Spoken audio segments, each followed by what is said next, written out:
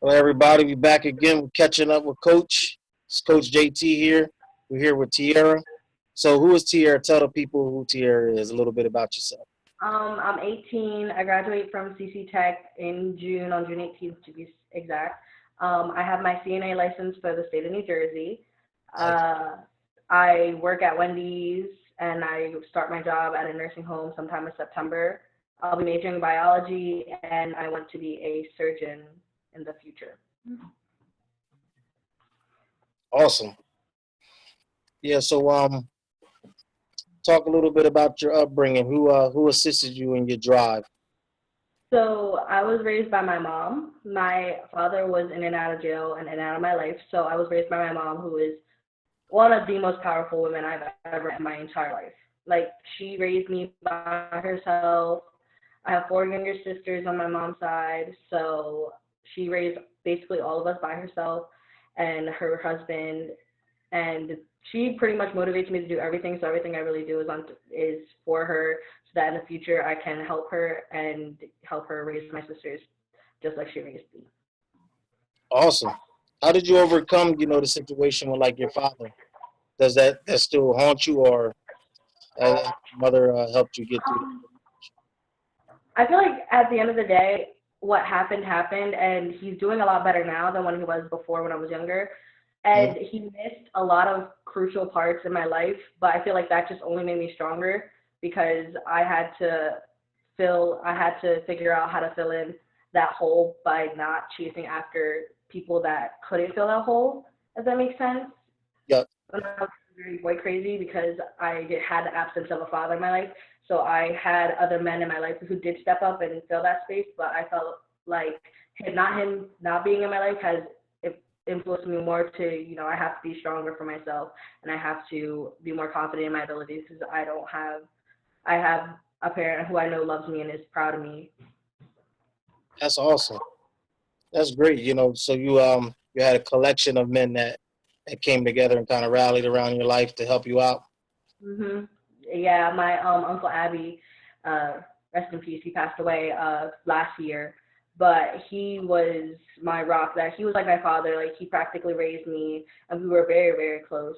So he stepped up when he seen that my dad wasn't gonna be there or wasn't there. He always stepped up to make sure he was there. My other uncle, like I have all uncles and one aunt, and they all kind of stepped in to fill that space that my dad left. That I am very thankful for.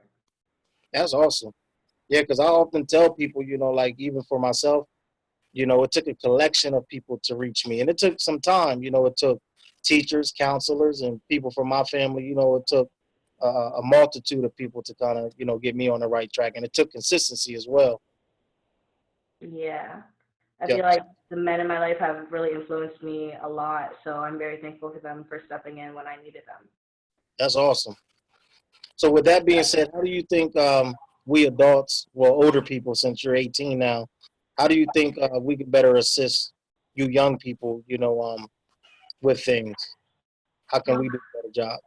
I think I talk about this a lot, at least with my friends and some of my older friends that are, around my age but still a little older.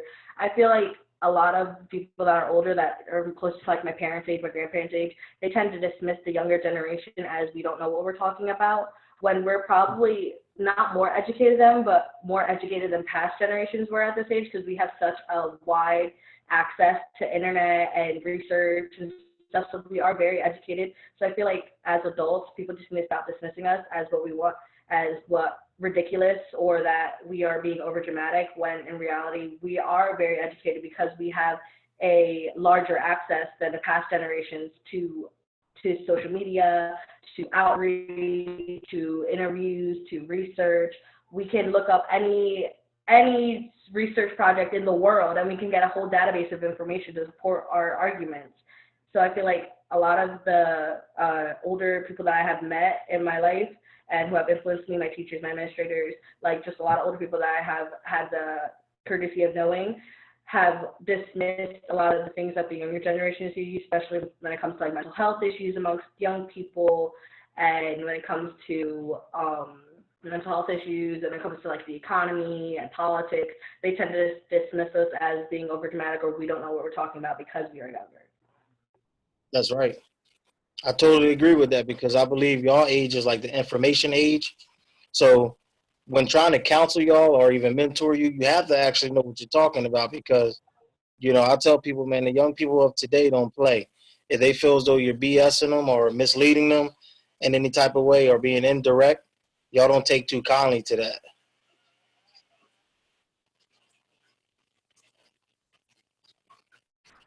Yeah, Yeah, I feel that the same, pretty much the same way. That we are very educated, although we are young. We do have a lot of access to information to learn a lot more, and I feel like we also have a lot bigger drive to be more informed. yep, that's the truth. So when it comes to Tierra, how do Tierra think she's going to change the world? What impact do you want to leave?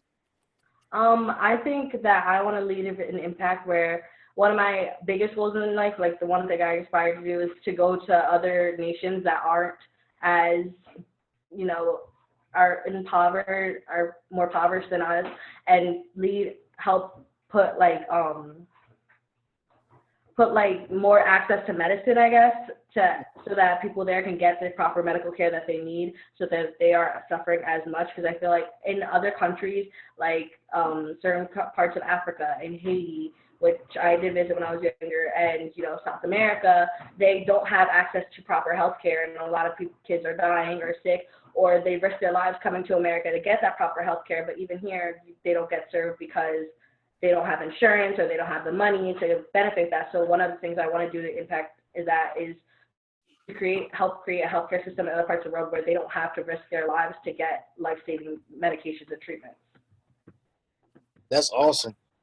How do you think we can break some of those barriers, between us and other nations and different demographics and different cultures? What do you think that'd take? I think it starts at the top. I think our politicians and our president and our vice presidents need to, instead of enforcing, build a wall and block the immigrants, I think they need to start working with other countries and within their government to better their economy and their government so that those people don't have to leave their country, because 90 most of the time when they're leaving countries because their economy is so bad, their government's so bad, the crime rate is so high that they're risking their lives to come to our country because it's so much better. And I feel like our government doesn't focus on that and why they're leaving. They're just focusing on the fact that they're here. And I think that the president and our entire government needs to start working with other countries within the country to better it so that those people don't have to come here. If they're gonna want to break barriers and want to go past, and help bring down the crime rate against different races, they need to show that they're trying to help make it better and not trying to make it worse by starting, race wars as people have been calling it. Yeah, yeah, that's the truth. It definitely starts at the top. That's what I tell people, even as far as like evangelizing or things like that. That some people may do missionary work through the church. It gets difficult when you don't reach the top of the food chain, so to speak. If you don't affect the government and those who rule over people, it's kind of hard to make an impact because once you leave and you remove your presence, it goes back to the norm. Just like a lot of people who suffer with domestic violence or child abuse. It's like, people know how to put on a good front in front of cameras, in front of people. But as soon as the authority or whoever leave, it goes right back to that traumatizing state. You know what I mean? Yeah, So absolutely. on that. So with what do you think is missing from education? With you being not that far removed, with this being your graduating year, what do you think is missing from our educational system? You know, um, do you think it's an environment for learning that's conducive to learning? I think that my school personally has been doing a great job with helping with my education. So like shout out to CC Tech because I think they're doing a great job of making sure that I stay educated throughout this pandemic because this is unprecedented times. This has never happened before, so they don't really know what they're doing exactly because there's no set plan for it. So I feel like they're making sure that our teachers have access to us, that we have access to our teachers, we have access to tutors to make sure that we're getting all our work in on time. But I feel like other schools don't really understand how to do that, which is also completely understandable. I think overall, the education system just needs to be reformed because I don't believe that necessarily doing everything it can to help teach a child to the level that they need to be. I don't believe in standardized testing. I think that it's not a beneficial way to test how smart a student is or how well educated. While I do agree that colleges have stopped accept are not making it mandatory for you to take your SAT anymore, which I think is great because it's not they're not forcing students to take a test that they may fail because they're just bad test takers instead of focusing on the work that they did put in. So I feel like other schools and the entire country in general needs to lean back more on the standardized testing and stop having teachers teach to the test, instead have them teaching to life instead. Wow. Yeah, that's good stuff. That's powerful stuff right there. I like that. Because it's a diverse world that we live in. Everybody don't learn the same. Everybody move at different paces. And that's one thing I would like to see change from the educational system, kind of more old school. Like if you study some things back in the day, you know, um, they centered more around what was needed in the surrounding community. And I think we're making everybody in the educational system do the same thing. But you need people who are plumbers, you need people who are electricians, carpentry, things like that, and everybody doesn't want to go to a university per se. Some people want to focus on one thing, get it out the way, get a certification, and keep it moving. You know what I mean? Yeah, I think that most schools teach kind of to the fact that people are going to go automatically go to a college, and I don't think that they teach enough life skills so that the students that aren't going to college, that are just getting like some type of certification,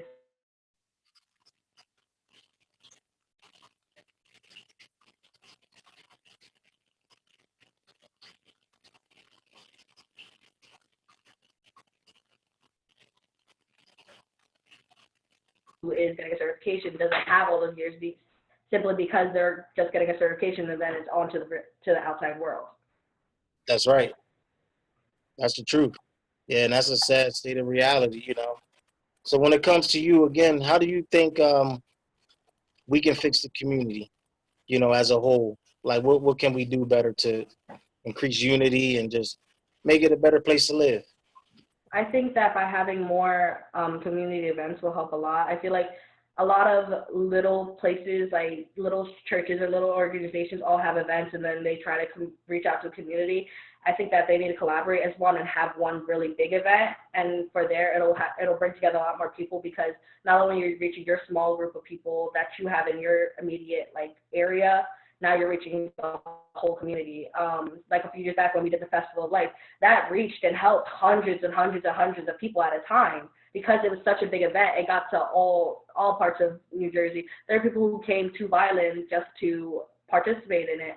So I feel like the community needs to they need to just do bigger community events, and I feel that also our community needs to focus more on doing more events for young people or creating some type of entertainment for us.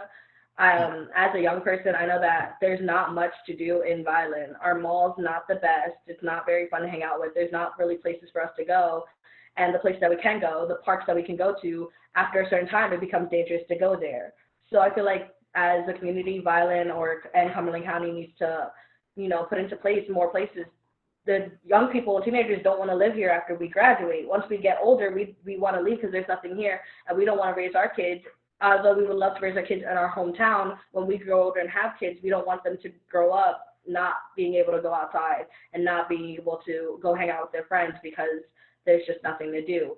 We need to have a safe place for our children. We need to have a safe place for teenagers to go and hang out and know that if they go, they're not going to be hurt. They're not going to end up in the hospital, or our parents not going to get a phone call from the police. Exactly. So with you getting ready to go out into the world, pretty much, you're already in the workforce. But do you have any fears or reservations about actually moving forward? Like get preparing for adult life. Like any other teenager, I'm scared. I'm blessed to still be able to live with my mom and help her support the household because I have a job and because I have my nursing license, I will be able to do that. But I'm still scared. I'm gonna have to go out and face the world as an adult, and I can't call my mom for every situation that comes up. Now I have to handle it like an adult would and handle it as I would, and that's a little scary. But I think I'm ready. I think I'm ready to just go out and be an adult. It's the one thing that every teenager looks forward to. And now that I'm here, I'm kind of like, whoa, like hold on, it is going a little too fast. Yeah, But I think I'm just ready to go out and start make my mark on the world. that's cool. Yeah, so we adopted you, so we're here to assist you. So don't hesitate if you need anything. I think you said you're in need of a laptop or something like that, Chromebook. Yeah, for school. Since our next fall semester is they're potentially planning on having it online. My laptop is not gonna make it till then. Yeah, okay. Yeah, so that's what we want to try to assist you with. With us being here, we don't want to just be about talk. We want to kind of put our money where our mouth is. Because that's what we believe with especially with our community group, Positive Vibes Community Group. Mhm. It's about, like you said, bringing everybody together instead of having all these fragments of things going on. It's about togetherness. So again, I applaud you in all your efforts. Be encouraged. And what would you say to other young people out there if they feeling anxiety and fear about moving forward in their life? I would say talk to somebody that you trust. Honestly, if you don't have a support system, there are people and groups that you can be part of that are going to build that support system for you. If you can't trust your parents, find a friend. But I think, and I just always put God first. If something is going wrong in your life, always pray and be strong, and He'll provide for you. Cool.